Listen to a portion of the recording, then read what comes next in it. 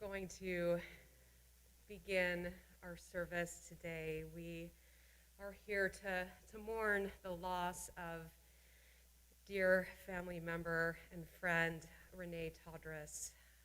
And we are here to begin the process of remembering her and honoring her life. There are a few of us here in our sanctuary, and you are all joined by an extended minion of mourners who are joining us through our live stream. We thank you all for your presence and invite you, if you are viewing from home, to send Renee's family a note. Let them know that you're watching and that you are with them. Renee passed away from this world early in the morning on Saturday after a battle with cancer. Together, we are here to offer support and to virtually embrace Chuck, Renee's beloved husband, and her children, Jennifer and Matthew, and her close family and friends. We are here to help hold all of you up as you walk this path of mourning. In some ways, Renee prepared us for this day. I had the privilege to visit Renee over the past few years as she battled her illness. She shared her tenacious spirit and more often than not asked about me and my family. Even through her struggles, it was so clear that Renee cared about everyone else. She often spoke about her illness and, more recently, her own questions and plans for today. She wanted to know that in these different times that we're living, that she could have a proper funeral. She wanted to know that you would all be able to mourn and honor her life. She would be glad to know that you are here and tuning in. Renee cared about all of you, while Chuck and her children in hospice cared for her. Renee lived her life fully and with great spirit. She cared about this temple community, so it is good that some of us are able to be here today in this space. Mourning is the price we pay for having the courage to love others. Even in grief, we know that the wonder of human life is too complex and too magnificent to be memorialized in endless pain. Even in our darkest hours, we know that some of our loved ones' light and love will always be with us, bringing comfort and courage, and in the fullness of time, healing and peace. Today, we honor Renee's life and memory. And we begin by looking to words from our tradition that offer us strength and comfort as we walk this path. Psalm 121. Esainai el haharim me'ayin yavo ezri. I lift my eyes to the mountains. What is the source of my help? My help comes from Adonai, maker of heaven and earth. God is your guardian, your protection. The sun will not strike you by day, nor the moon by night. God will guard you from all harm. God will guard your soul, your going, your coming, now and forever. And the words from Proverbs 31, Eshet Chayil miyimsa, a woman of valor who can find. She is more precious than fine pearls. Her husband trusts in her, and so he lacks nothing. She does him good, never harm, all the days of her life. She perceives that her labor is rewarding. Her candle burns on into the night. She reaches out to those in need and extends her hands to the poor. She is clothed in strength and dignity, and she faces the future cheerfully. She speaks with wisdom. The law of kindness is on her lips. Her children rise up and bless her. Her husband sings her praises. Many daughters have done valiantly, but you excel them all. Words written thousands of years ago, but speak of the kind of person Renee was. I would invite you, if you would like, to join with me in the 23rd Psalm. God is my shepherd, I shall not want. God makes me lie down in green pastures, leads me beside still waters, and restores my soul. You lead me in right paths for the sake of your name. Even when I walk in the valley of the shadow of death, I shall fear no evil, for you are with me. Your rod and your staff, they comfort me. You have set a table before me in the presence of my enemies. You have anointed my head with oil. My cup overflows. Surely goodness and mercy shall follow me all the days of my life, and I shall dwell in the house of God forever. It is an honor to invite a few family members to share some words about Renee and words of memory by Rabbi Zub as well. We're going to hear first from Renee's daughter Jennifer, her brother Alan, and Chuck is going to share a poem, and then Rabbi Zub. So Jennifer will invite you to come up.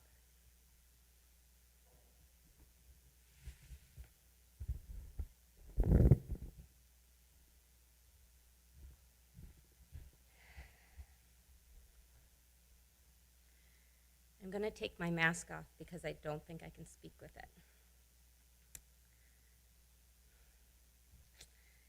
So I'm wearing my grandmother's beautiful shirt today to honor my lineage and pay tribute to my mom and grandmother, wherever they live among the stars. My mom was quite blessed in her life, blessed with extra time when the doctors gave her 2 years to live, blessed with a kind heart, blessed with a brilliant optimism for life, blessed with a childlike sense of curiosity, and mostly blessed with the gift of connection. She had a contagious laugh that permeated time and space.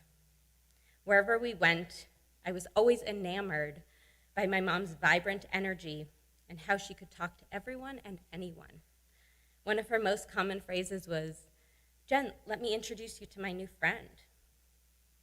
And those closest to her knew most how warm and touching she was.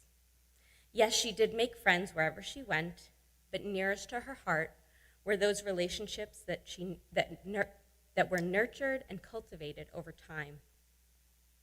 My mom was a collector of beautiful people, and proof of that is the people here today and everyone watching on the other side of the screen. She touched people's hearts everywhere she went and wanted to really know people and what made them them. You all meant so much to her. She cared for people in a way that was so magical. I started crying yesterday when I overheard my dad sharing with Regina, the CVS pharmacist who filled her many prescriptions. He told her of my mom's passing and hearing just how much my mom meant to her. My mom really did love people, and many of our daily convos were swapping stories about all of you. Our dear friend Connie Gilson speaks of the term framily, friends who are family, and that's how my mom felt about her friends. My mom had the best sense of adventure. She had a curious heart and loved seeking out new cultures, new people, and new experiences. We were lucky to go on many trips together as a family. Puerto Rico many times, invited by my Aunt Nancy. Hilton Head Island to look for alligators. And New York every Christmas, where on one of those trips my brother met his wife. And in most recent years, summer weeks spent on Martha's Vineyard. We also went on many trips, just the two of us. Thanks to my mom's way of connecting, we always got the secret tips from the locals. We saw a local side of Paris from my mom speaking in French to a man on the bus. He told us to go to a hidden gem for dinner, down a little dark alleyway that opened up to a beautiful restaurant, where she took time to read the entire menu to me in French.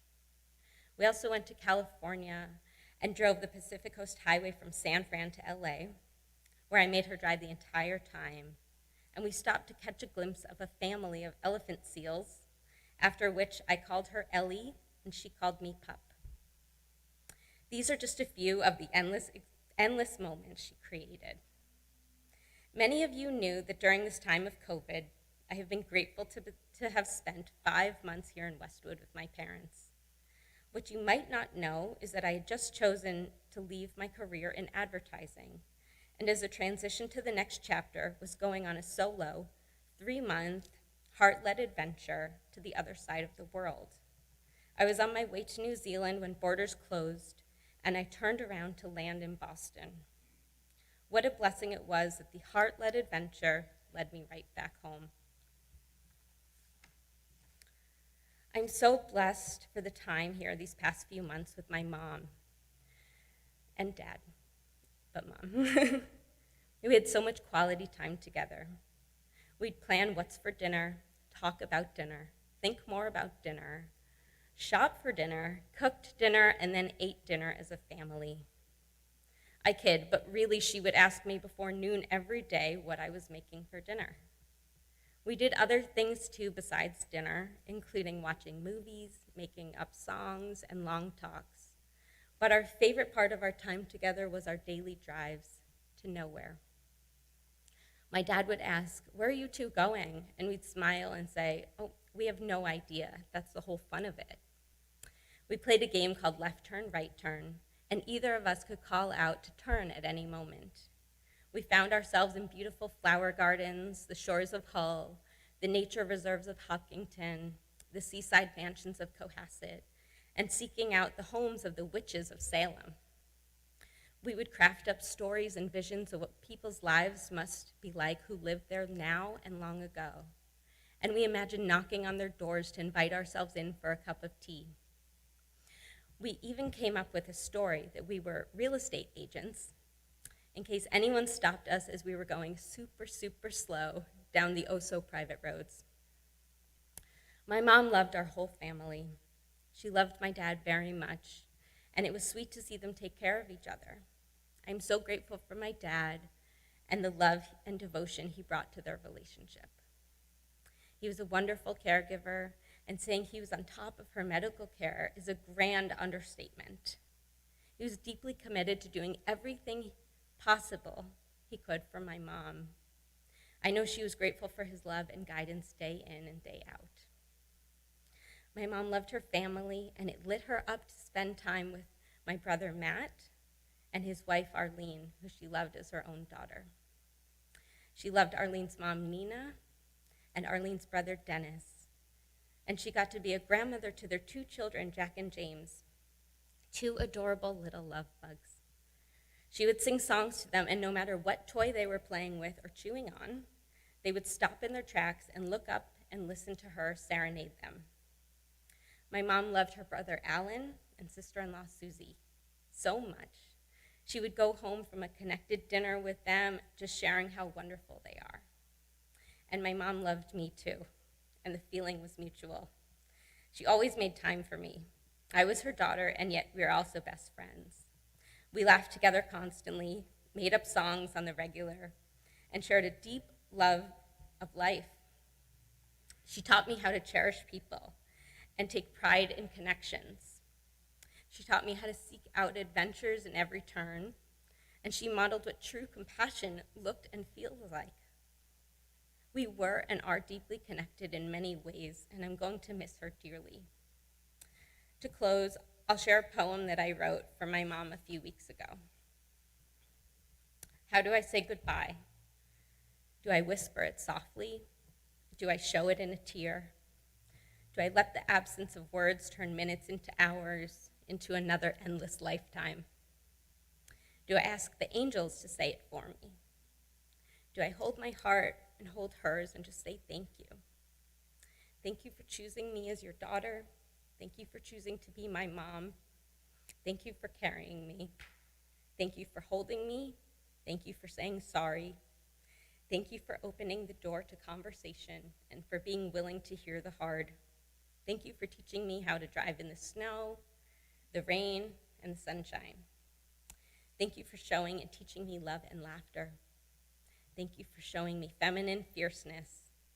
You always make life an adventure and worth living. Thank you for fully living and loving and singing to the stars. I love you, Mom.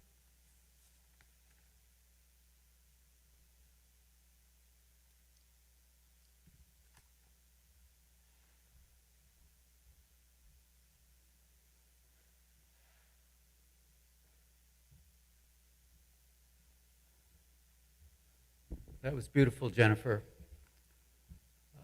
Before I start with some of my thoughts, I wanted to share special feelings for my wife, Susie.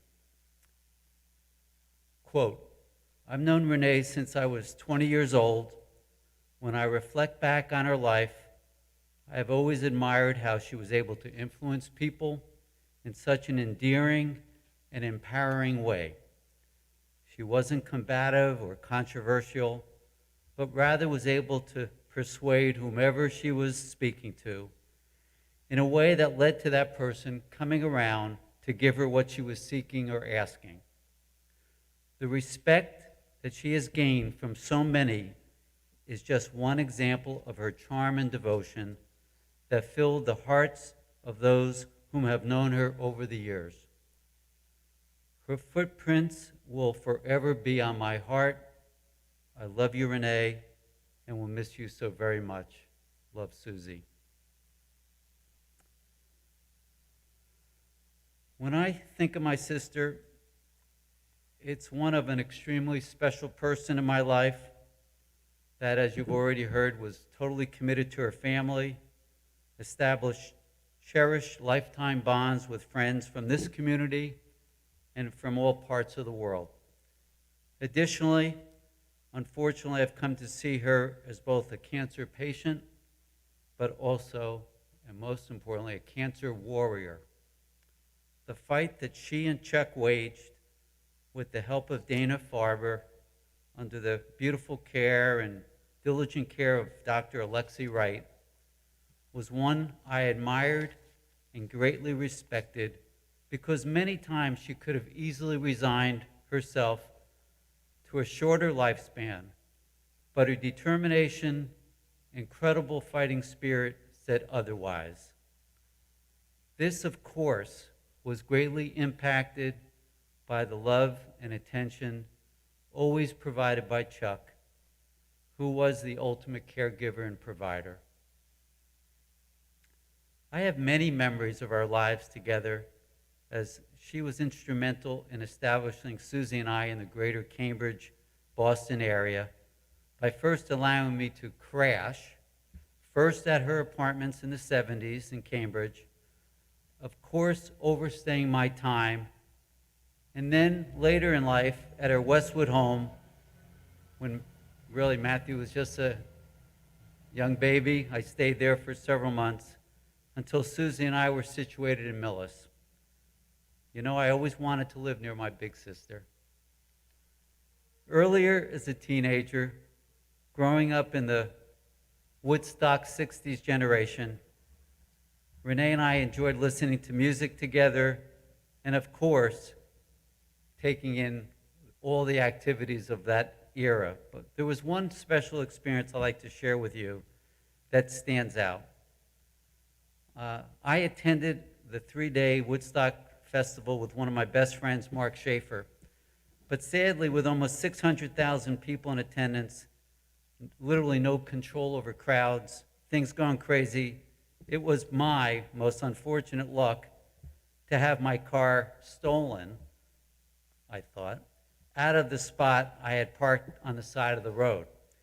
After I dejectedly returned home without the car to Springfield, New Jersey by bus, it was only due to Renee's persistence and determination that led us back to the deserted site, rummaging all over the countryside of New York and farmlands upstate New York. And after many hours and many escapades to try to find out where maybe this car was still there, to our incredible delight, there it was, the green Chevy car, sat alone on a rural farm plot. We were incredibly happy to locate it because, first of all, I avoided a huge punishment and the embarrassment of losing my mom's car. And it was only because of Renee's ingenuity and perseverance that we got it. She refused to acknowledge that this car could not be located when I was ready to foolishly let it go as a young teen. That was Renee in a nutshell, circa 1969. Renee and Chuck also, very early in our lives as a married couple, participated and encouraged Susie and I to share our interfaith marriage holiday customs and celebrations with Matt and Jen. This brought all of us much happiness, opening up relationships with many extended family members that continues to this day. Those strong family experiences represented inclusion at its core that has impacted all of us for our entire lifetime. I will miss Renee's conversations covering sports, in particular the Red Sox, the Celtics, and the Patriots. She clearly loved number 12, Tom Brady, like all of us. But she was always up as well on all current events. She was a voracious reader. She learned many things. She shared many of those things with us, and she could speak on any subject at any time.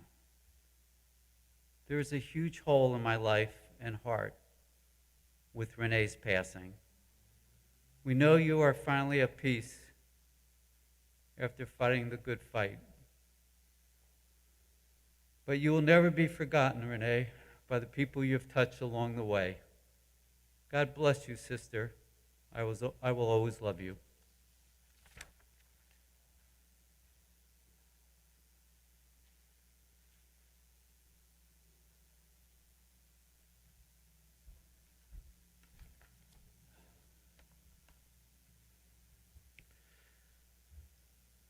Birth is a beginning. Birth is a beginning and death a destination. But life is a journey, a going, growing from stage to stage, from childhood to maturity and from youth to age, from innocence to awareness and ignorance to knowing, from foolishness to discretion, and then perhaps to wisdom, from weakness to strength, or strength to weakness, and often back again, from health to sickness, and back we pray to health again, from offense to forgiveness, from loneliness to love, from joy to gratitude, from pain to compassion, and grief to understanding, from fear to faith, from defeat to defeat, until, looking backwards or ahead, we see that victory lies not at some high place along the way, but in having made the journey stage by stage, a sacred pilgrimage. Birth is a beginning and death a destination. But life is a journey, a sacred pilgrimage made stage by stage, from birth to death to life everlasting.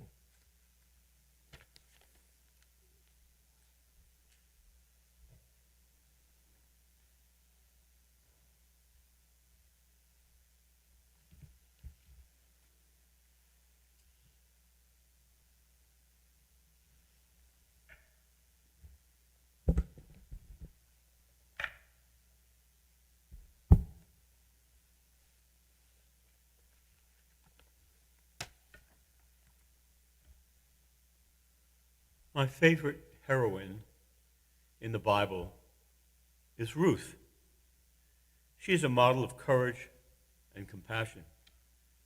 Her mother-in-law, Naomi, having lost her husband and her 2 sons to sickness in the foreign land of Moab, decides to return home to Bethlehem in Judah.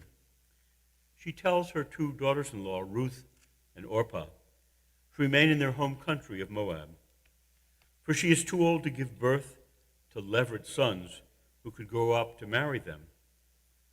Orpah decides to stay, but Ruth offers these famous words of loyal support to Naomi. "Do not urge me to leave you, to turn back and not follow you. For where you go, I will go. Where you lodge, I will lodge. Your people shall be my people, and your God, my God. Where you die, I will die, and there I will be buried. Thus and more may the Lord do to me, if anything but death parts you and me. How comforted and supported Naomi must have felt to know that she would not have to return to her homeland alone. Ruth was there to help her and support her no matter what. And that is what Ruth did for the rest of her life, providing food, security, and even a grandson for her bereft mother-in-law, Naomi. Like Ruth in the Bible, Renee was a very supportive and empathetic person. I myself treasure a beautiful memory of Renee's personal support for me. 33 years ago in 1987, on the day before Purim, our old temple on Pond Street was destroyed in an arson fire. I was called by the police at 5 o'clock in the morning to come to the temple. When I arrived, I was shocked and devastated. Smoke was pouring out of our temple. Our Torahs were all badly singed. Indeed, the entire building suffered a tremendous amount of damage. Suddenly, standing on the pavement outside the temple, I saw Renee. I don't know how she learned about the fire, but there she was, early in the morning. She was crying, but at the same time, she reached out to comfort me and to give me a hug. That empathetic hug meant an awful lot to me then, and it still does to this day. For about 2.5 years, I've been visiting Renee once a month, often on Friday afternoons, to be there for her as she waged her long fight against cancer. In those sessions, I learned a great deal about Renee. I came to admire her strength and courage, and we became even closer friends. Renee was born in Newark, New Jersey, the daughter of Joseph and Claire Todres. She recalled a childhood memory of walking down the streets of Newark in a somewhat dangerous neighborhood with her grandfather Morris to his penny candy store. Holding onto his hand, she felt safe and secure, and of course there were many delightful sweet treats waiting for her when she reached the store. Morris's wife, Bessie, suffered tremendously from arthritis. Eventually, she came to live with Claire, Renee's mother, as did Martha, Claire's sister and Renee's maiden aunt. Renee remembered as a little girl helping to bathe her arthritic grandmother. It's not something that many of Renee's contemporaries were called on to do, but she was part of a very close and devoted family, and to be of help to her handicapped grandmother was what a granddaughter did. Eventually, Renee's family moved to Springfield, New Jersey. She went to high school there and then on to Douglas College, the women's branch of the state university known as Rutgers. Renee had a great aptitude for foreign languages. She excelled at French and Spanish. Upon graduation, she came to Boston and taught those Romance languages at Meadowbrook Junior High School in Newton. She loved teaching, but interestingly enough, it was as a teacher that Renee discovered another talent, the capacity to counsel people. Some of her female students liked to stay after school and brush Renee's hair, which at that time was long and black. The significant part of this hair-brushing ritual was that they found they could share all their concerns and personal problems with Renee. It was tremendously comforting for them to find an empathetic adult like Renee. And so in the course of these remarkable one-on-one sessions, Renee discovered that she liked counseling and had a talent for it. And she decided to study for a degree in counseling at Boston University. After obtaining her master's, she went to work in Salem as a school adjustment counselor. That was followed by a Master of Social Work at Simmons. She then went into private practice in Quincy, where she had the opportunity to provide a listening ear and compassionate heart to her clients in order to help them to live in a more peaceful and productive way. At our last session together just a few weeks ago, Renee said to me that several of her friends and acquaintances recently said to her that she was a force. She was a little puzzled by this appellation. What kind of force are they talking about, she asked me. Deep down, I think Renee knew what they meant, She was a positive life force to all who came to know her. She had a terrific smile, an engaging and wonderful laugh, and a great sense of humor. Whether you were meeting Renee for the first time or had known her for many years, you always felt better after being with her. It was with her families that those qualities of loyalty and support that I spoke of in regard to Ruth in the Bible came into play. For 43 years, she and her husband Chuck shared a very close and loving husband and wife relationship. They especially enjoyed traveling together. Early in their marriage, they took an eventful automobile trip to Quebec City. Renee was driving when they suddenly hit a patch of ice and slid forcefully off the road into a ditch. They were quite shook up, but eventually they were able to continue their journey to Quebec. I sensed they looked back on that accident as a stroke of luck, that their lives had been spared, and that they were allowed to enjoy each other for 4 more decades. Much of their travel was shared with Jen and Matthew. They enjoyed family vacations to Chatham and Hilton Head, as well as a visit to the Grand Canyon. They also loved to spend time with each other and their children at their summer home on Martha's Vineyard. I particularly want to commend Chuck for his support of Renee during her long struggle with uterine cancer. He was there for her not only to give her love and support, but as a doctor, he was able to make sure that her physicians were providing competent care. When she was initially diagnosed, much to Chuck's dismay, her doctor told her that she only had 2 years to live. Renee surpassed that physician's sentence by living for 8 years. Ever hopeful, they went to New York for 6 months for a trial treatment that did not in the end succeed. They also went to Yale and to Houston for other potential new treatments, but these too did not provide a path to recovery. During this period, Renee had several operations and numerous chemotherapy treatments, but Chuck was always at her side to support her. Living with a spouse who was suffering from ill health for an extended period of time is a very difficult thing to do. But Chuck never complained. He loved Renee, and his love was surely important in prolonging her life. Ultimately, Renee's great love of life and her determination to be there for Chuck and Jen and Matthew as long as possible contributed to her living far beyond her initial prognosis. Renee was a wonderful mother to Jennifer and Matt. She was Jennifer's mom, but she and Jen were also great friends. When I asked Jennifer what she appreciated most about her mother, she said, "My mom was a lot of fun." That was in evidence when Renee and Jen took a delightful mother-daughter trip to France. And it was also such a blessing that Jennifer could be at home for 5 months this year. What a gift Jennifer gave to her mother. During this time, she and Renee enjoyed car rides through the lovely neighborhoods west of Boston. They also liked to cook together, even though they had different food preferences. Renee's favorites included chicken with rice, meatballs, and brisket.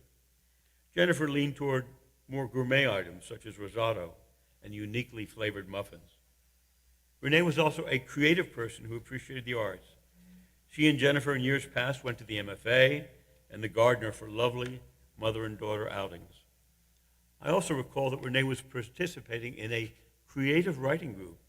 She showed me some of her writings. I thought they were quite good. Renee also loved sports. She was a supporter of the Boston teams, particularly the Red Sox. She got to attend one of the most famous games in Red Sox history, October 17th, 2004, when David Ortiz hit the homer that helped the Sox start the successful comeback from a deficit of 3-0 in the American League Championship Series against the Yankees. I wish I'd been there with her. When I asked Matthew what he appreciated most about his mother, he said her constant, unwavering love and support. Whether he was home or at college in Colorado, he could count on his mother to be there for him when he needed her. Arlene, Matthew's wife, said that Renee treated her like another daughter. Like Matthew, Arlene was so thankful and appreciative of Renee's support and understanding. Renee was always there to encourage both of them, to listen to their joys and their trials. And how blessed Renee must have felt to have lived to witness the birth of Matthew and Arlene's children, Renee's twin grandsons, James and Jack, something she thought might never happen in her lifetime. Her brother Alan and his wife Susie were also very close with Renee and appreciative of her joie de vivre. Renee was extremely popular with Susie's family, even though she usually only got to see them during the winter holidays. On Chuck's side of the family, Renee maintained her relationship with Nancy Schwartz, her sister-in-law, her nephew Danny, and her two nieces Sally and Annie, who have come here today to pay homage to their Aunt Renee. Renee also kept in contact with her cousins Michael and Barry Pomp and her aunt Bobby Pomp. Most of us have one or two friends, but Renee had a whole host of people who were quite close with her. In Westwood, Renee was part of a circle of friends who got together almost weekly. The foursome included Renee, Nancy True, Pam DeCenzo, and Franny Chabot. Renee and Chuck were also loyal members of a long-standing Havurah here at the temple. Members of that Havurah are Sally and Jim Weiner, Renee's neighbors, David and Selena Schreiber, Barbara and Mark Friedman, Carolyn and Rich Reich, and Debbie and Al Elk. That Havurah was and continues to be a second family for Chuck and Renee. When one of Renee's children was in preschool, Renee met Nancy Slate, who's been a loyal friend for many, many years, and she also at that time met Nancy's mom, Connie Gilson. When one has as many good friends as Renee, there has to be a reason, and that reason was her enthusiastic personality and her compassionate heart. Ruth in the Bible dedicated her life to the support and care of others. Her mother-in-law Naomi, her second husband Boaz, her son Obed, and her Israelite community. Renee followed that Ruthian path of caring and supporting of others. For her parents, Joseph and Claire, her grandparents, Morris and Bessie, her brother and sister-in-law, Alan and Susie, her sister-in-law, Nancy, and her nieces and nephews, Sally and Annie and Danny, her husband and children, Chuck and Jennifer, Matthew and Arlene, and her many friends. We are all beneficiaries of her beautiful smile, her endearing laugh, and her compassionate Jewish heart. Zecher Tzadikah Levracha, may our memory of a righteous woman, Renee Todres Schwartz, be for a blessing, and let us say, Amen.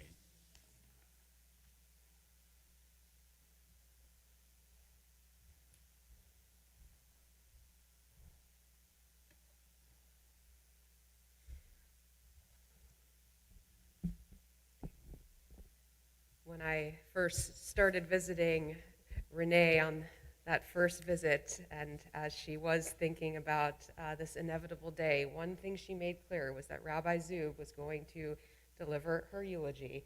This was very important to her, and as always, Rabbi Zub rises to the moment of portraying Renee's life with such beauty, and to Jennifer and Alan and Chuck for your loving stories.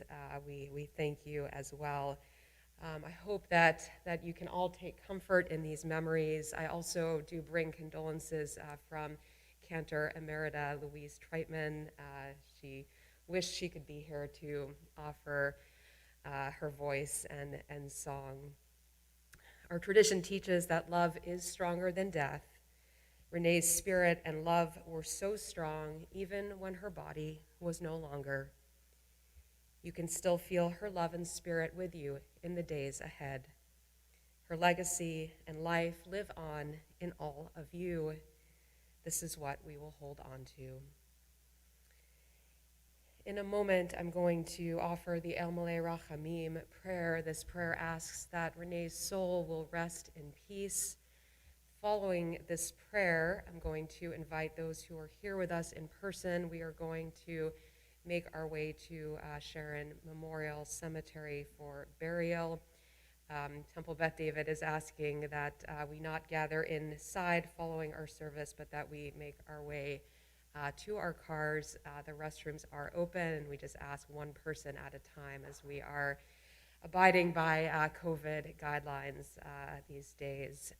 Invite all of you who are with us through live stream to continue to mourn and remember Renee. We will have a Shiva service this evening at 7 o'clock p.m.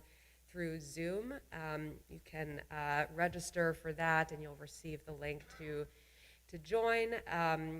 There's also an electronic prayer book that you can access, and we'll join together in prayer this evening. We will also be reciting Renee's name for Mourner's Kaddish starting this Shabbat at Temple Beth David. Lastly, I would just invite those who would like. The family has requested that donations can be made in Renee's memory to Dana Farber Gynecological Oncology Department. If you are able, I invite you to rise at this time.